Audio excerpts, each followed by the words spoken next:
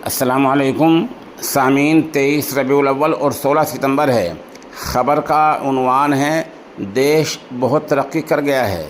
अब एक railway station का नाम भी बदल दिया गया है। उसका नाम पहले था अहमदनगर, अब नाम रख दिया अहिल्यानगर। देखा आपने देश कितनी तरक्की कर गया।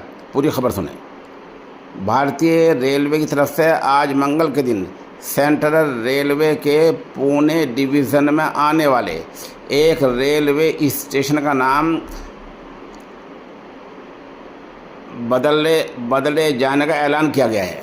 यहाँ के अहमदनगर स्टेशन को अब अहिल्यानगर रेलवे स्टेशन के नाम से जाना जाएगा। स्टेशन के नाम बदलने जाने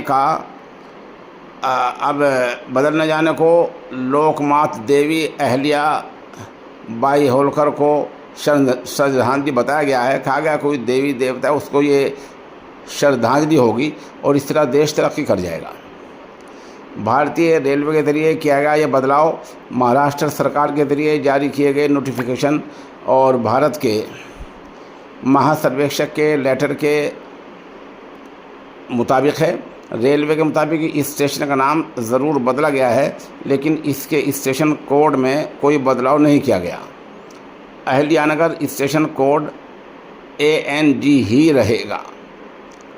नाम में तब्दीली किए जाने के बाद अलग अलग ज़ुबानों में इस स्टेशन के नाम देवनागरी यानी मराठी में, अहिल्यानगर देवनागरी हिंदी में, रोमन अंग्रेज़ी में होगा।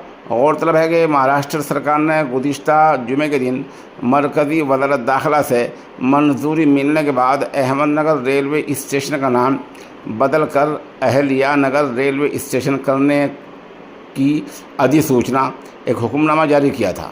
और तलब है कि महाराष्ट्र के डिप्टी वज़ीर आला नायब वज़ीर आला अजीत पवार ने मरकज़ी रेलवे वज़ीर अश्वनी वैष्णव को ख़त लिखकर गुज़िश्ता महीने ही अहमदनगर रेलवे स्टेशन का नाम बदलने का मुतालबा किया था और मरकज़ से मंजूरी मिलने के बाद कहा था कि लंबे वक्त से चली आ रही इस मांग को अब पूरी करने का वक्त आ गया है।